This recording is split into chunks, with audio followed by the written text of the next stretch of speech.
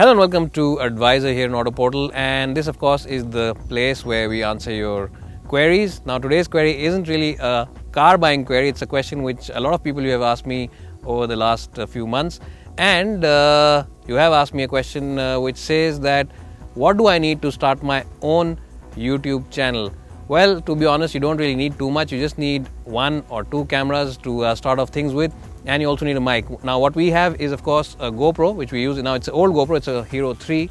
There are lots of other GoPros which are available. There's 4 and beyond, and they keep coming up with newer cameras. Now the good part about the GoPro camera is the fact that anyone can use it, and even if you are very young, maybe you are in class 8 or 9 and you want to do some camera work, then you can use this camera because it's a very basic camera but very easy to understand.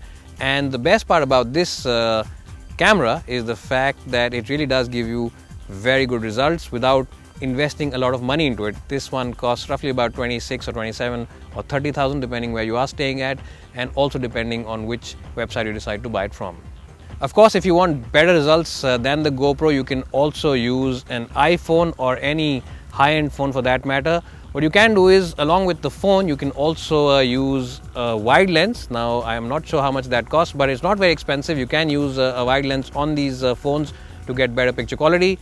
And of course, if you want to improve the sound, you can also use a mic like the one I use. Now the ones I use are Sennheiser mics, which are broadcast quality mics, but of course you can buy something much cheaper. You can of course buy an iPhone mic also, which you can just hook up over here and use it. So those are things which you can use. Our primary camera is a little more expensive. It's not as cheap as a phone or a GoPro.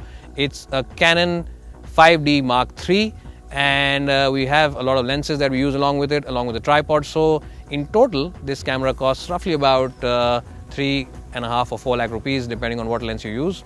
In fact, my cameraman just signaled to me saying that it costs you about 5 lakh rupees, including the overall lenses as well as the stand, which means that it's a bit of a big investment, but you don't really have to go for the same camera. You can buy a much lower camera. You can buy an entry-level camera which will give you about 90% of the results in terms of the picture quality. Well, you can also buy a point-and-shoot camera if you don't really want to invest too much, and those cameras also give you decent results.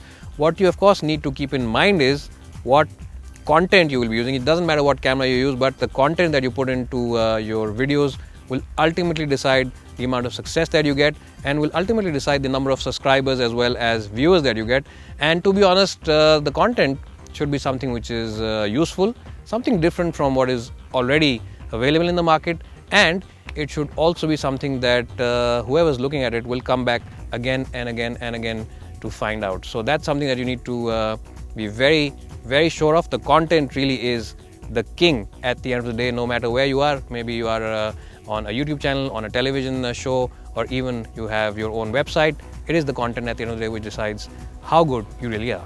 Well, what normally I try and do in my content is that I give you a lot of information which is very buyer focused. It's not a lot of information for the enthusiast, because to be honest, how many people really buy a car to take it out on a racetrack? At the end of the day, it is a car you're buying for your family, to go to work, and for that occasional highway trip. So that's something that I try and put into my videos, and I also add in a little bit of humor as well as wit at times which I can. Of course, you can't always do that. And I'm still using an outdated iPhone 4S. So just be sure that you're natural in front of the camera, and also have an eye out for other brands and other channels and what they are doing, because remember, you're not living in isolation. You are living on a very public platform. So do see what everybody else is doing, read a lot of newspapers, read a lot of magazines, and also do keep an eye out for other channels as well as other YouTubers, and I'm sure you will be on your way to YouTube success.